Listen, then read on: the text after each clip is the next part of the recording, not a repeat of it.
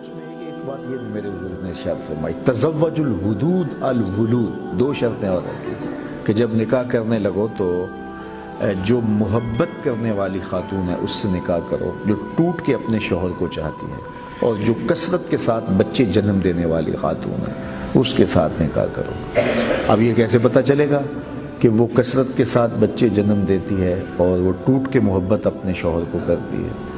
تو اس کی ضمن میں علماء نے لکھا ہے کہ اس کی بہنیں، اس کی والدہ اور اس کے خاندان کی دوسری عورتوں سے یہ اندازہ لگایا جا سکتا ہے کہ یہ کثیر الاولاد ہوتے ہیں، تو کثیر الاولاد کے ساتھ نکاح کرنے کی ترغیب دی گئی۔ آقا کریم علیہ السلام نے فرمایا کہ میری امت میں کثرت اولاد کے ذریعے سے اضافہ کرو، اگرچہ کچا بچہ ہی کیوں نہ ہو، تاکہ کل قیامت کے دن میں انبیاء میں کثرت امت کی وجہ سے فخر کروں۔ تو اولاد کی کثرت یہ اللہ کی کرم نوازی ہے، یہ اللہ تعالیٰ کا انعام ہے۔ یہ پچھلے دنوں کے اندر یہ ایک تقریب ہوئی تو ایک صاحب کہنے لگے کہ آپ کیا کہتے ہیں؟ تو میں نے کہا صاحب جو زور دے رہے تھے کہ بچے دو ہی اچھے، وہی چوتھے نمبر پہ ہیں۔ اگر یہ باپ، ان کے باپ نے عمل کیا ہوتا تو وہ بھی دنیا پہ تشریف نہ لاتے ہیں۔ تو یہ بات ذہن میں رکھیے گا کہ اولاد کی فلا تقتلوا اولادکم خشیۃ املاق، اپنی اولاد کو جو ہے وہ املاق وجہ سے قتل نہ کرو کہ معیشت کا کیا ہوگا۔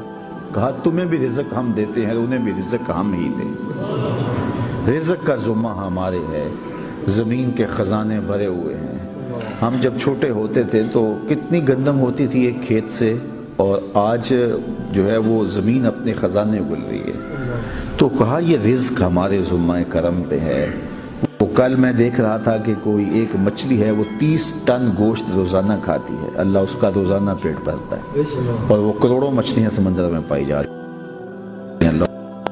یہ ہنس ایک پرندہ ہے جو سچے موتی کھاتا ہے، اور وہ بھی جو ہے وہ ہم اگر تلاش کرنے نکلے تو لاکھوں روپے دے کر کے خریدے پنساری سے، پھر بھی بعض کا یقین نہیں ہوتا کہ یہ سچے ہیں یا نہیں ہیں۔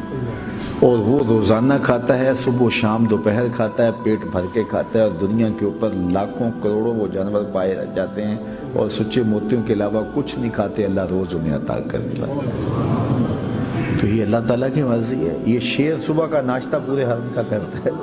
میں نے وہاں افریقہ کے جنگل میں وہ لائیو دیکھا ہے شیر کو حرم پر حملہ آور ہوتے ہوئے اور اس کا ناشتہ کرتے ہوئے۔ تو میں نے کہا کہ یہ ایک پورے حرم کا ناشتہ کر رہا ہے، اور اب اس کا دوپہر کا کھانا پتہ نہیں کیا ہوگا۔